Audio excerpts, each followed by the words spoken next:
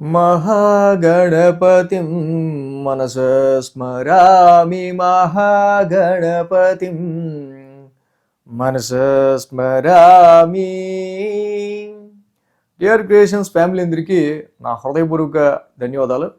అలాగే జనవరి మాసానికి సంబంధించి మాస ఫలితాలు ద్వాదశ రాశుల వారికి ఎలా ఉండబోతాయి అనేది తెలుసుకునే ముందు ఈ యొక్క మాసంలో మేజర్ ఈవెంట్స్ ఏమున్నాయో అది మనం ఒకసారి చూస్తే 6వ తారీఖు సంకటహర చతుర్థి, 7వ తారీఖు మనకి త్యాగరాజుల వారి ఆరాధన 7వ తారీఖు, అలాగే 14 భోగి, ఇంకా 15 సంక్రాంతి, 16 మనకి కనుమ, 17వ తారీఖు మహాశివరాత్రి ఉంది, 19వ తారీఖు నుంచి కూడా మాఘమాసం ప్రారంభమవుతూ ఉంది. అసలు ఈ మాసంలో విశిష్టతలు మాఘమాసం కూడా రావటం వల్లేమో సంక్రాంతి రావటం వేరు, దానికి తోడు వసంత పంచమి 23వ తారీఖు. సో అందరూ పిల్లల యొక్క మనకి అక్షరాభ్యాసాలు చేస్తాం కదా. 25 రథసప్తమి, ఇంకా సో అలాగే భీష్మ ఏకాదశి 29. సో రథసప్తమి, వసంత పంచమి, మకర సంక్రాంతి, భోగి అన్నీ కూడా జనవరి మాసంలోనే వచ్చి ఉన్నాయి. సో ఇక్కడ మేజర్ ట్రాన్సిటల్ చేంజెస్ విషయానికి వస్తే కనుక ఈ మాసంలో మాసగ్రహాలు రవి, కుజ, బుధ, శుక్రులు నలుగురు కూడా అదేంటో మరి మాట్లాడుకుని మరి గోచారం అవుతూ ఉన్నట్టున్నారు, కలిసి ప్రయాణం చేస్తున్నారు మాసగ్రహాలు నలుగురు కూడా. సో ప్రథమార్థం అంతా అంటే ఈ మాసంలో ఫస్ట్ 15 రోజులు ధనుర్రాశిలో ఉంటారు రవి, కుజ, బుధ, శుక్రులు.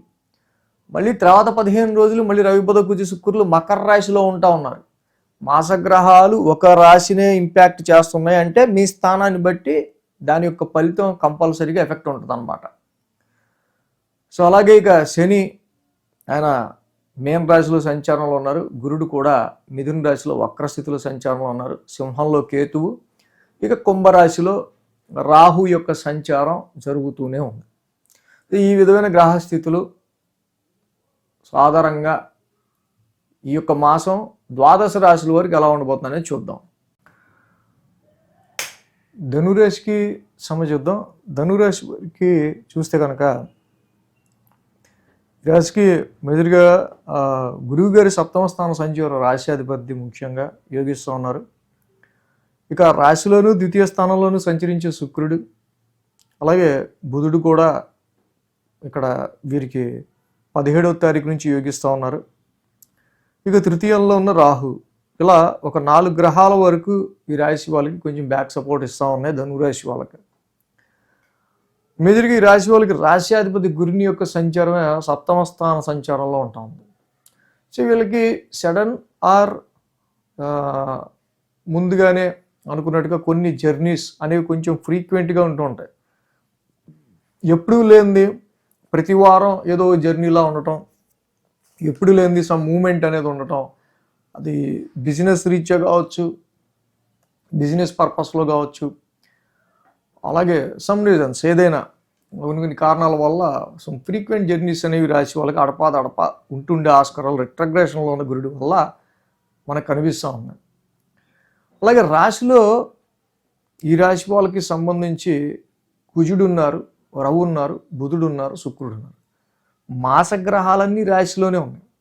వీటితో కాకుండా శని ఆస్పెక్టు, గురువు గారి ఆస్పెక్టు మొత్తం అంటే అక్కడ 6 గ్రహాలు మొత్తం రాశినే చూస్తున్నాయి.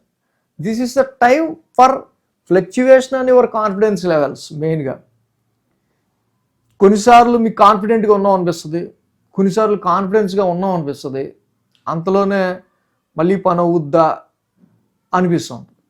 అలాగే సమ్ సీజనల్గా వచ్చే ఎఫెక్ట్స్ వల్ల ఆరోగ్యానికి సంబంధించి వచ్చే చిన్నపాటి ప్రాబ్లమ్స్, సో దానివల్ల మీ యొక్క కాన్ఫిడెన్స్ అనేది తగ్గటం కావచ్చు.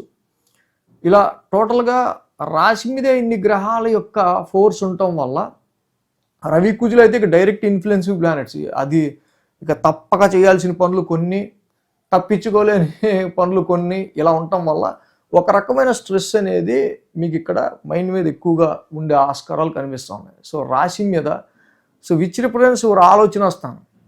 సో ఇన్ని గ్రహాల యొక్క కాంబినేషన్ మీ రాశి మీద ఉండటం వల్ల ఇన్ని గ్రహాలు చూడటం, ఒక పక్క రవికి శుక్రుడు పడడం, మళ్ళీ బుధుడు కుజుడు పడడం, అక్కడ గురువు గారు శని గారు చూడటం వల్ల గురు శనులు ఇద్దరు పడరు. సో ఇలాగ మిక్స్డ్ ఆఫ్ ఒపీనియన్స్తో ఉన్న పీపుల్ని కలవడం వల్ల కూడా కొంచెం కన్ఫ్యూజన్ అనేది మీ మైండ్లో ఎక్కువ క్రియేట్ అయ్యే ఆస్కారాలు ఉంటాయి. సో ఏకాగ్రతతో ఏ పని మీ వల్ల అవుతుందో, ఏ పని మీకు కాన్ఫిడెన్స్గా అనిపిస్తుందో, ఏ పని మనకి కాన్ఫ్లిక్ట్ లేకుండా, వివాదం లేకుండా, ఇంకోటితో ప్రమేయం లేకుండా అవుతుందో అలాంటి వేలో వెళ్ళడం వల్ల మీకు ఇబ్బందులు ఉండవు. నలుగురిని కలుపుకుని చేద్దాం, ఐదుగురిని కనుక్కుని చేద్దాం అనుకుంటే మాత్రం ఆ పని అప్పటికి తేవలదు, చివరికి మీ బుర్ర తింటారు అంతా. సో ఇలాంటి ఒక ప్రెషర్ అనేది మైండ్కి వస్తూ ఉంది. తలొకడు తలగిడి ఐడియా ఇస్తూ ఉంటారు అనమాట. సో అలాగే 3-4 వారాల్లో కూడా 15వ తారీఖు నుంచి చూసినా రవి కుజులు ఇద్దరు సెకండ్ హౌస్లోకి వెళ్తున్నారు. అంటే ఫ్యామిలీ అండ్ ఫైనాన్స్కి సంబంధించిన ఈ హౌస్లో రవి కుజులు యొక్క యుతి అంతగా యోగించదు జనరల్గా. ఇక 2 హార్ష్ ప్లానెట్స్, అగ్రెసివ్ ప్లానెట్స్. అయితే 3వ వారం నుంచి అంటే 15th నుంచి కూడా స్పీచ్ విషయంలో కొంచెం జాగ్రత్తగా, ర్యాష్గా కాకుండా, మనం ఏం మాట్లాడినా ఇంత అహంకారంతో మాట్లాడతాడో అనిపిస్తుంది. అహంకారం కాదు అది, మనకి ఇప్పుడు వరకు ఓర్చుకుని మనం మాట్లాడిన విషయం తెలియదు అనమాట. అలా కొన్ని సిచ్యువేషన్స్ ఏమైనా ఉంటే ఆస్కారాలు ఇక్కడ 15వ తారీఖు తర్వాత నుంచి ఉంటూ ఉంటాయి. సమ్టైమ్స్ ఇక్కడ రవి కుజులు లాంటి ప్లానెట్స్ కూడా మరి ఇక్కడ ద్వితీయ స్థానంలో ఉండి మరి అష్టమ స్థానాన్ని చూస్తుంటారు కాబట్టి కొంతవరకు ఫైనాన్షియల్ డ్రైనెస్ అనేది ఆర్థిక పరంగా, ఫ్యామిలీ పరంగా కొంచెం మనీ విషయంలో కొన్ని ఖర్చులు అనేవి, సో ఎంత వచ్చినా ఆ టైంకి అలాగా ఖర్చు అయ్యే పరిస్థితులు లాంటివి మనకి ఎక్కువగా 16వ తారీఖు నుంచి కనిపిస్తూ ఉన్నాయి.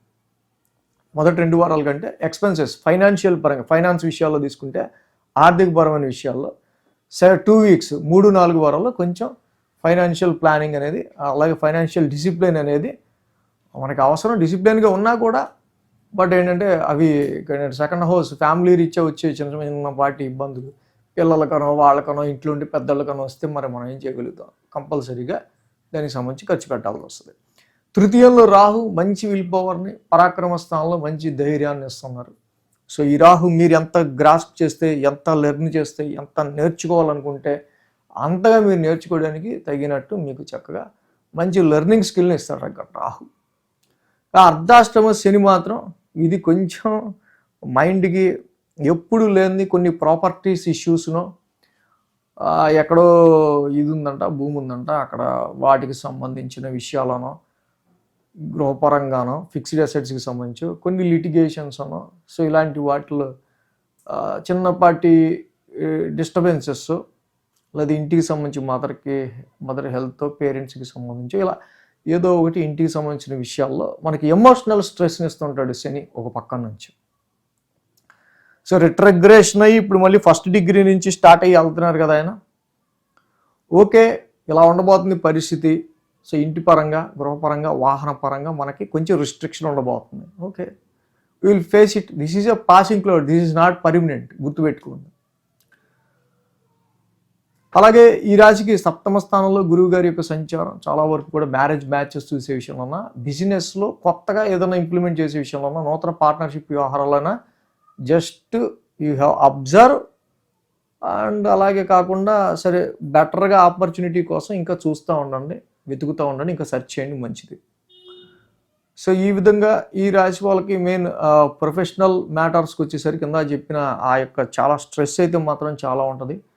ఇమీడియట్ బాస్ అంటే పవర్ స్ట్రగుల్ ఎక్కువ ఉంటుంది. ప్రొఫెషన్లో అయితే అడిగేవాడు ఒకటే తక్కువ రా నాయన, చేసేవాడు లోకు అయిపోయాడు ఇక్కడ అన్నట్టు కొంచెం పవర్ స్ట్రగుల్.